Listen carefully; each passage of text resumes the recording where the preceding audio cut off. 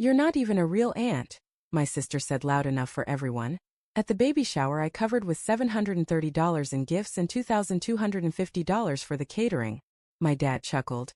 You should have known you're not welcome. I didn't say a word, I blocked every dollar then played the video.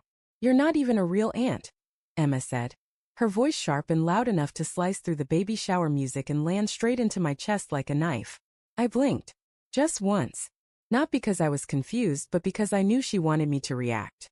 She said it right as the last tray of crab-stuffed mushrooms I paid for hit the buffet table. The room was full, pastel balloons, rented silver chairs, and a cake that looked more like a sculpture than dessert. I covered the entire catering bill. $2,250. Plus another $730 on gifts from her registry. Diaper Genie, the stroller with wheels smoother than my career path, and the absurdly expensive crib she only dreamed of. All paid for. All from me. And in return I got that sentence. Delivered like it was a joke, like I wasn't standing 5 feet from her when she said it. Loud enough for the cousins to smirk and the aunts to look away politely. I didn't respond. Not with words. Not then. I was still holding the gift bag when my dad, who had been mostly silent up to that point, chuckled behind his drink. You should have known you're not welcome, he said like it was the weather. I looked over. He was sipping from the glass I'd paid for. Sitting in the banquet hall I'd booked under my name. Wearing the new shoes I bought him last Christmas because his old pair were too tight. You should have known, he repeated. That was the moment I stopped pretending. I placed the gift bag on the nearest table, turned my phone screen toward myself, and tapped the button I'd labeled block all. It wasn't just a contact block. It was a bank freeze, a utilities shutdown, 3 pre-scheduled transfers canceled, and one very particular email sent, the kind with video attachments and to whom it may concern in the header. I didn't speak. I didn't cry. I didn't even blink again. I just left. But the story doesn't end there. That moment, that sentence, that smug little laugh was just the trigger. What they didn't know was I'd been planning my exit for months. And I hadn't just saved receipts. I'd filmed them. I didn't leave the baby shower in a rage. I left in a vacuum. Cold. Absolute. Like someone turned off the oxygen in the room, and I was the only one who noticed. By the time I got back to my car, my phone had already lit up with texts from my mother. You misunderstood Emma. She's hormonal. Don't ruin the day over a silly joke.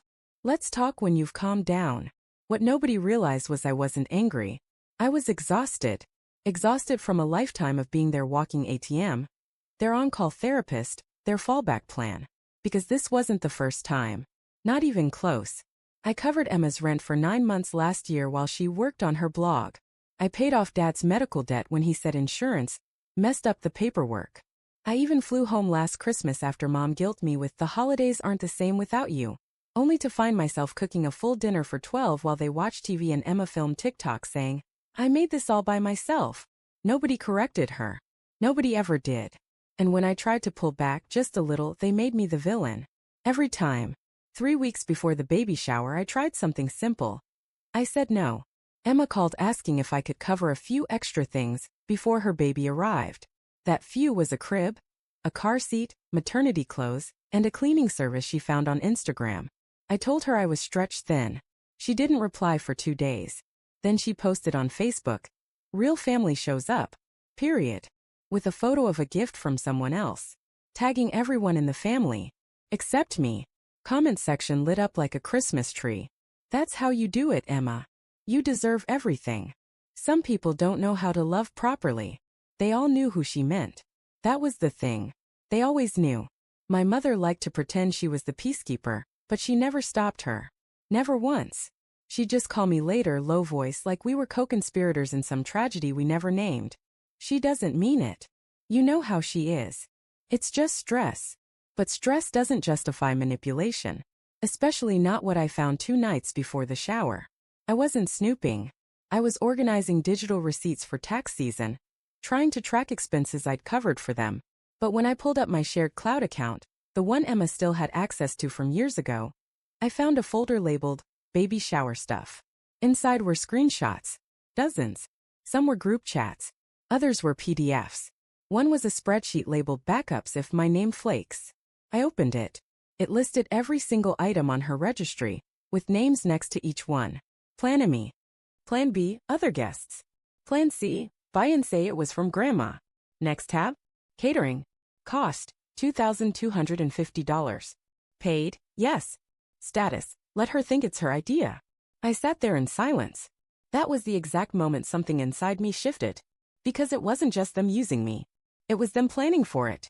Counting on it. Betting on the fact I wouldn't say no. Again. So I backed up the folder. Saved it to a flash drive. 3 actually. I was ready. That's why I didn't flinch when she said I wasn't even a real aunt. That's why I didn't scream when Dad laughed like I was the punchline to a family joke. Because I knew what came next. But first I needed one more thing. Proof. So I dug deeper. I knew Emma had lied before about money, jobs, relationships. But I never had evidence. This time I did. In the cloud storage, I found audio recordings. Labeled, dated, and one titled Proof for CPS Only If Needed. She was saving it. To use against someone else. I clicked play. Emma's voice. I told them I'd make up some story if they tried to make me work again. Just cry a little, say something about postpartum, they'll back off. Background noise, laughter. Dad's voice, that's my girl. That was it. That was the whole pattern in 12 seconds. Manipulate. Play the victim. Get rewarded. I copied that file. Then I went for the final punch. Remember that video she asked me to record? The one where I was supposed to walk around the banquet hall before guests arrived and get some good footage? I did it. Like always. Because I wanted to help. What she didn't realize was that I forgot to stop recording. The camera kept rolling when she walked past the desserts with her friend and whispered, she better cry when she sees all this. Otherwise, I'm posting that voicemail from Miami. Her friend, you still have that? Emma, of course. She doesn't know how much I have on her. I don't cry easily. But in that moment I realized it was never love. It was leverage. They weren't family. They operated like a syndicate. I was the one they used. They pushed me too far. They thought silence meant surrender.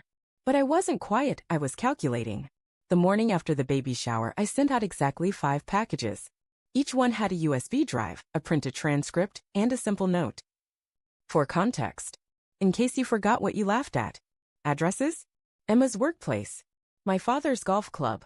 My mother's church group. 2 gossip-prone aunts. And the family group chat. That last one? That was the match on gasoline. See, they forgot I was the one who taught half the family how to use tech. They left me admin privileges in the family Google Drive, the old shared folder we use for planning reunions. Photos, recipes, contacts. I privately shared the footage with select family members who had mocked me, not out of revenge, but to remind them what they had laughed at. They watched it. Oh, they watched it. How do I know? Because my phone started buzzing at 6:12 a.m., Aunt Linda first. Then Uncle Pete. Then Emma. Then Mom. Then Dad. I didn't answer. The video opened with that baby shower clip. Emma's voice, crystal clear, you're not even a real aunt. Then a smash cut to her whispering over the dessert table, she better cry. Otherwise, I'm posting that voicemail from Miami. Then I added the spreadsheet. The catering plan. The manipulation checklist. Someone in the family chat had reposted an old message thread, one many had forgotten, and suddenly, everything became clear. Then the audio of Dad, that's my girl. It ran 12 minutes. Just 12. But it changed everything. The comments in the family group chat turned fast. My cousin Mandy, who hadn't said a word in 2 years, posted, "What is this? This is who we celebrated." And then, silence. Until Emma posted one word. Fake. That's when I posted a screenshot of the original cloud file timestamps. Then, a screen recording showing her name as the original uploader. Then, a selfie of me holding the original backup drive. And finally, a message. If it's fake, Emma, play the video. The original one. We all know you have it. Play it then. She didn't. Not online. Not in private. But her job? They did their own digging. Apparently, her workplace started asking questions. I wasn't involved, I only heard later that things got complicated. They smell blood before you even realize you're bleeding. My dad? He texted.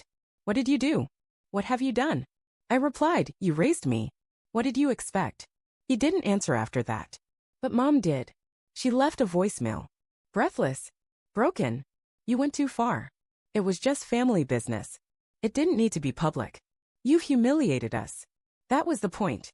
They built a house of mirrors. I just broke the glass. But I wasn't done. I filed a small legal claim.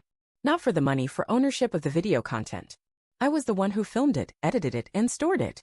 They used it without permission, sent it around, mocked me. I filed under unauthorized distribution and defamation.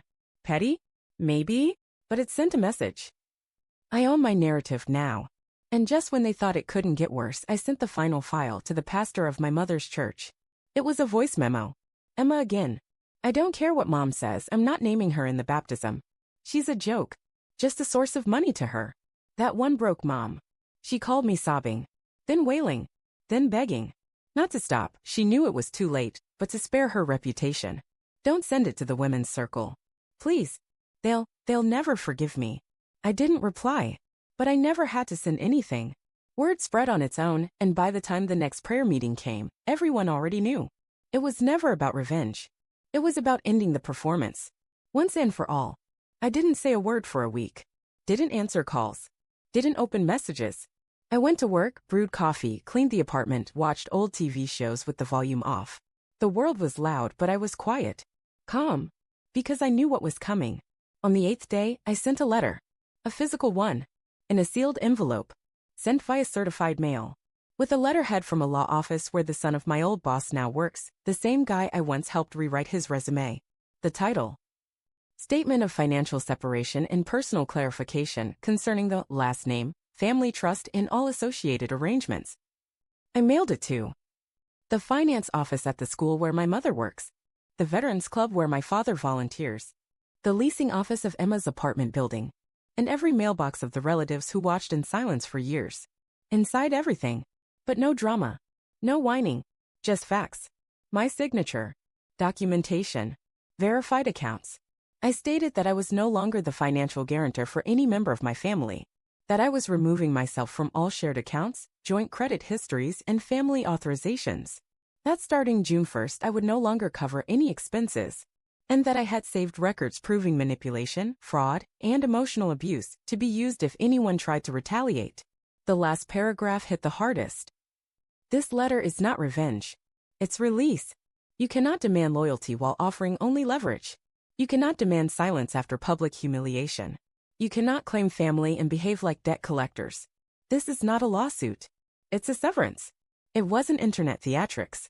It was documentation of freedom. And it hit them like a falling brick. Mom reacted first. She called my work. No answer. Then called my coworker. No luck. 3 hours later, she emailed my company's finance department with a bizarre request to consider family context before making any assumptions about official statements. My manager forwarded me the email with a single line. You were right to set a boundary. Let me know if you want us to block her. Next came Dad. Predictable as ever. He stormed into the Veterans Club with a hard folder in his hand, convinced the letter was fake. That I was bluffing.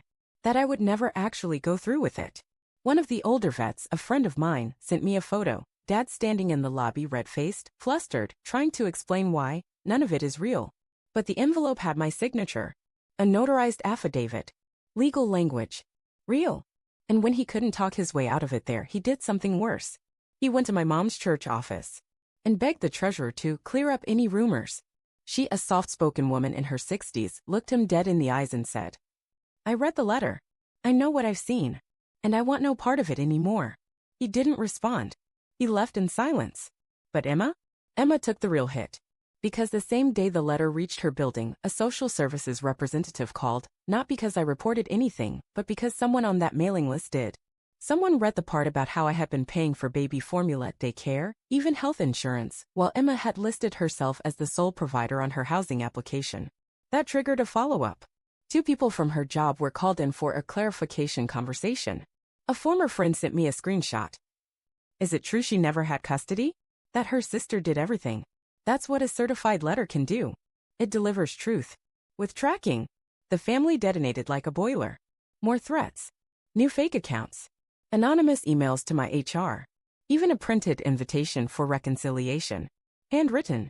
Wrapped in guilt. I didn't go. Instead, I did something better. I ordered a custom nameplate for my new apartment. A small plaque just inside the door. It read, No deliveries for the last name family. Return to sender. 2 days later, someone tried to tear it off. I had installed a camera. And I caught my father with keys in hand trying to unlock my door. Like nothing had happened. I called the police. He fled before they arrived. But that was the final attempt. A week later, I received one last letter. From Emma. Tear-stained. Handwritten. Crooked lines. But real. If you're done with us, please burn this after reading. For the first time, she wasn't demanding. She was asking. I read it. She didn't burn. I did. There were no excuses. No manipulation. Just one sentence that stayed. You were the aunt I never deserved. And the sister I should have protected. I didn't reply. But I kept the letter. No promises. No reconciliation. Because forgiveness is not required. Only distances. I didn't hear from any of them for 6 weeks. Not a call. Not a knock. Not a whisper from a cousin pretending not to pick sides. Just a heavy humming silence. The kind that usually comes before a storm. But this time I was the storm. I knew they were regrouping. That's how families like mine work. They don't apologize. They strategize. Wait for emotions to cool just enough so they can re-enter the picture like nothing happened. So I stayed one step ahead. I changed my phone number. New SIM. No forwarding. I left the group chats, then filed an official report with my provider to mark them as spam. Yes, my own family. I even updated my will. Left specific instructions that if any of their names appear on any legal request after my death, it triggers an automatic audit and rejection clause. Then I sent the final letter. Not to them. To the people who mattered. To the leasing office that Emma still owed. To the school district HR where my mom worked. To the financial institution where Dad still pretended to be relevant in retirement investment circles. Each letter was short. Sharp. Clean. This is to confirm that I am not financially, emotionally, or legally associated with full names of addresses. Any attempt to associate me with them, solicit support on their behalf, or use my name and documentation will be met with immediate legal response. Certified. Tracked. Documented. By the time the last envelope landed, my phone started buzzing again, this time from strangers. Emma's old coworker. A woman from Dad's golf club. One of Mom's ex-colleagues who always liked to stay out of it. The message was always the same. I had no idea. I'm sorry. If I had known, I would have said something. Too late. But the silence finally broke one morning. I was on my balcony, new place, top floor, skyline view, drinking black coffee in peace when a package arrived. No sender. Just a handwritten name on the return label. Emma. Inside, a photo album. It was one of those cheap full leather books you can buy at a gas station. Inside were pictures from our childhood. Me holding her hand on Halloween. Me lifting her onto a swing. Me pushing her bike. Me standing alone at my college graduation, the one no one came to. On the last page, she had written, "You did raise me. I just never gave you the credit." There was a key taped to the back. And a sticky note. "The storage unit at 9th and Grant. It's all yours. I don't want to hold any of it anymore." I never went. I threw the key away. Because what she didn't understand was this.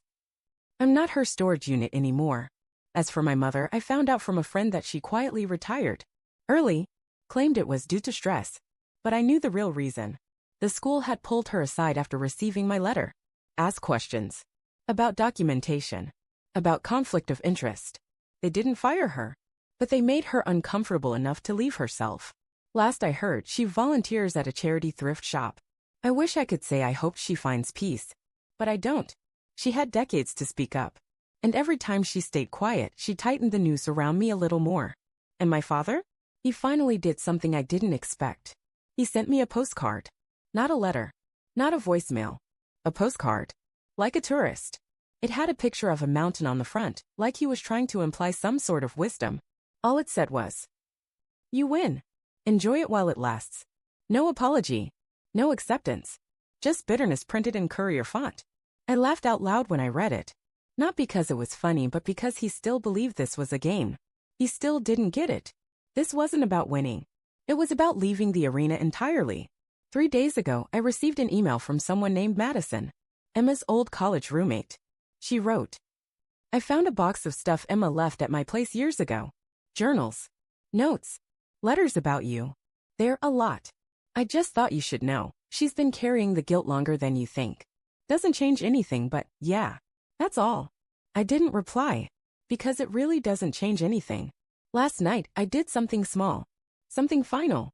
I printed a label. Just one. Stuck it to my new mailbox. White background. Black letters. Nothing fancy.